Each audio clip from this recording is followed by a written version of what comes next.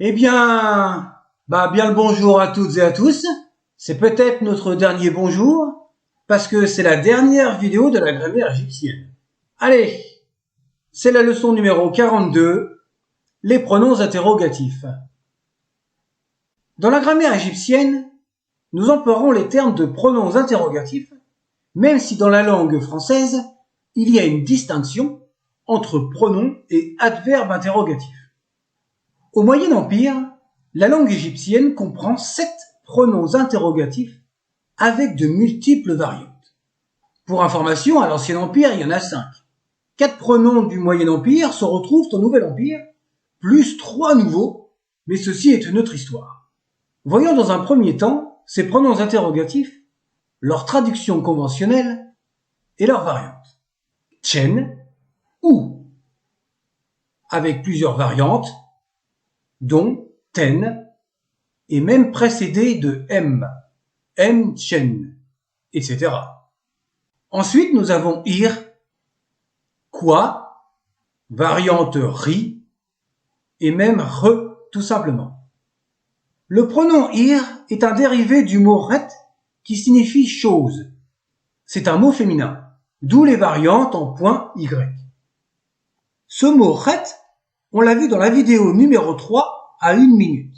C'est une vidéo nostalgique puisqu'elle date de septembre 2019. Ensuite, nous avons un autre pronom interrogatif, icheset, quoi, avec plusieurs variantes, dont la dernière est simplement cheset, mi, qui, quoi, avec des variantes qui ressemblent à l'impératif et aux prépositions, pou, qui, quoi, quel, et une variante, comme dans la proposition à prédicat nominal, Peter, qui, quoi, quel, variante avec petit, et pouter. La troisième variante est un faux duel formé avec le signe du ciel. Cette variante est rare. Les deux dernières variantes, qui sont rares également, indiquent l'ensemble du pronom précédent pou et de la particule enclitique terre, ce qui a donné plus fréquemment la valeur Peter et sa variante petit. Enfin, le dernier pronom est si, qui, quoi, quel, et ses variantes. Voyons au passage la dernière variante, qui correspond à l'homme. Nous avons dit par convention. Ces traductions sont celles que l'on retrouve dans les dictionnaires, les lexiques et les revues sur l'égyptologie.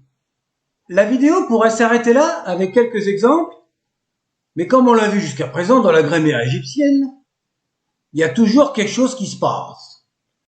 Alors, dans les pages suivantes de notre vidéo, nous allons voir leurs fonctions exactes. Et pour rendre les choses encore plus complexes, les pronoms interrogatifs peuvent être modifiés avec la particule terre comme Peter. Voyons maintenant ces distinctions. Le pronom interrogatif ou est placé en fin d'énoncé. Nous le trouvons dans une proposition à prédicat adverbial avec la copule you plus le passé et le futur, when, wene. Exemple, you, keni, hena, hu, ninesu, mchen. Où sont l'écharpe et l'éventail royal? Wenekten, où étais-tu? Avec les formes verbales, elle est appelée proposition à prédicat adverbial argumentative et se compose de 3 formes. Voyons ces différences. Chesepek iwao chen. Où prends-tu l'anneau? C'est la forme nominale imperfective qui traduit notre présent. Appelée aussi forme mereref, on l'a vu dans les circonstanciels au début de la vidéo 57. Chesepek iwao chen. Où prendras-tu l'anneau? C'est la forme nominale prospective. Le verbe chesep étant un 3 littéraire. La forme nominale imperfective et prospective sont identiques. Le contexte permettra de traduire par un présent ou un futur. Enfin, chez sep en ek iwaut chen. Où as-tu pris l'anneau? C'est la forme nominale perfective. Pour l'équivalent de notre passé, les formes sont expliquées dans la vidéo 38 à partir de 2 minutes 12, mais sans la négation bien sûr. Ici, la différence est notée dans l'écriture hiéroglyphique où le N précédé du tilde est employé dans la perfective. Ah, on vous l'a dit que ça serait pas si simple. Allez, on continue. Le pronom ir, quand il est employé, se réfère toujours à une chose. Il se place en début ou en fin de phrase. Il est très rare avant le Nouvel Empire. Et il n'y a pas de construction verbale spécifique. Exemple avec une proposition à prédicat verbial sans lexème verbal. Ir kedef. Comment va-t-il? Littéralement, quoi son état? Avec la particule you, nous avons Uf mihe. Comment va-t-il? Littéralement, il est comme quoi? Uf her gem ir. Qu'est-ce qu'il est en train de casser? Ici, c'est la forme du progressif. Exemple avec un participe passif prospectif avec agent que l'on a vu dans la vidéo 64. Ri irti i er uja. Que puis-je faire pour aller bien? Littéralement, quoi? Ce sera fait par moi pour aller bien. Passons maintenant au pronom suivant, ishechet, qui s'emploie fréquemment dans les propositions à prédicat verbial argumentatives, comme le pronom interrogatif tchedn, cité précédemment. Le pronom peut être précédé de la préposition n. Précédé également par n ou her, il peut prendre la traduction de pourquoi. Voyons 4 exemples. Isheset utchesenek henna debenu sef. Qu'est-ce que tu as évalué avec les débènes hier? Ici, c'est la forme nominale perfective. Enisheset iri wak herideu. Que fera le prêtre pur dans la journée? C'est la forme nominale prospective. Meriati herishes. Pourquoi j'ai mal au dos? C'est la forme nominale imperfective. Et tout simplement, echesepu. Qu'est-ce que c'est? Employé avec une proposition à prédicat nominal.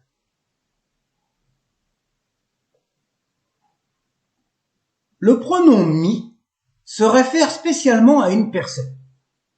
Il indique notre équivalent de qui ou quel. Ce pronom est fréquemment noté dans la composition ermi, hermi ou inmi, dans le sens de pourquoi. Exemple avec un pronom indépendant et une proposition à prédicat verbial, sans lexème verbal. Netef mi embakpen et mi pet. Qui est-il? Quel est ce serviteur dans le harem? Yusechemti aniti ami. Pourquoi le pskent est-il pour le souverain? Ici, nous avons une proposition à prédicat verbial sans lexème verbal précédée de l'indicateur you. You ermi hotepef et nakaef. Pourquoi se reposera-t-il avec son cas? Ici, nous avons une forme prospective. Heami mak shut netche. Pourquoi verras-tu l'ombre divine? Encore avec une forme nominale prospective où les verbes géminés ne font plus de réduplication. C'est pour ça que ma'a devient ma. Enfin, un autre exemple avec un infinitif. You mi redet aout en saif. Pourquoi donner la houlette à son fils?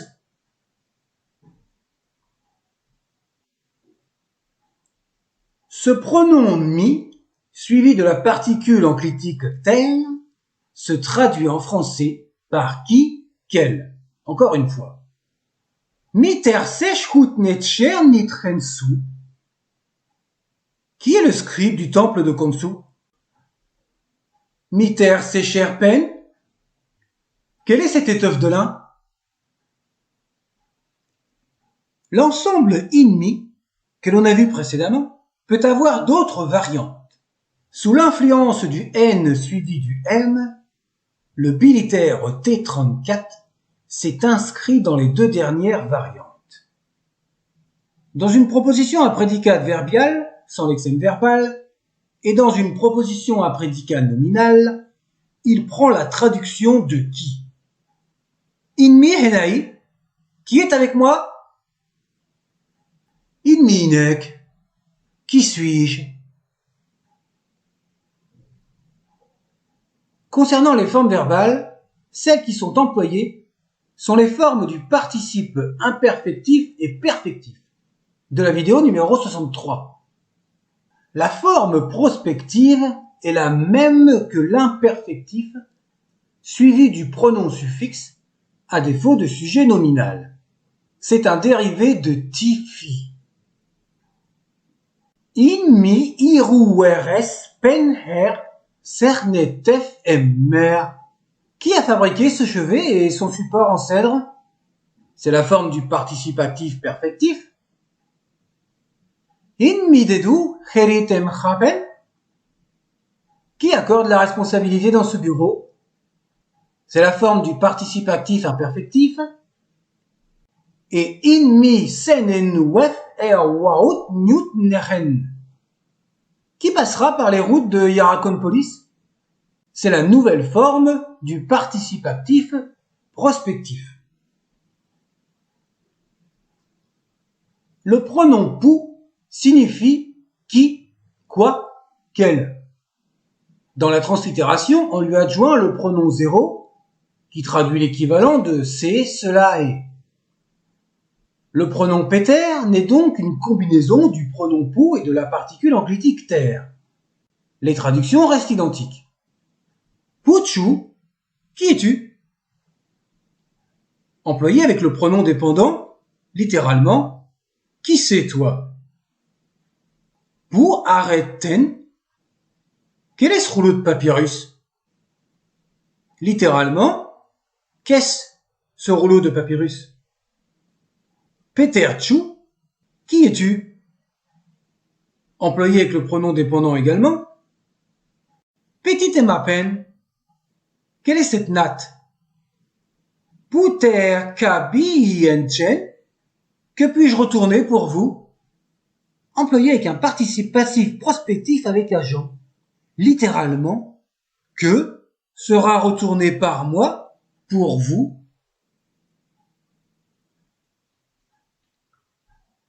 Et enfin, le dernier pronom si s'emploie comme le précédent avec les valeurs qui, quel, quoi. Voyons des exemples. Sipou, qui est-ce? Sipou netcherpen, quel est ce dieu? Sina, qu'est-ce que c'est? Yuek er Sibou, vers quel lieu vas-tu? Ou alors, où vas-tu? Littéralement, tu vas vers quel lieu? Et enfin, Perenek mi si peret. Comment es-tu sorti? Avec une forme nominale perfective plus un infinitif. Littéralement, tu es sorti selon quelle sortie?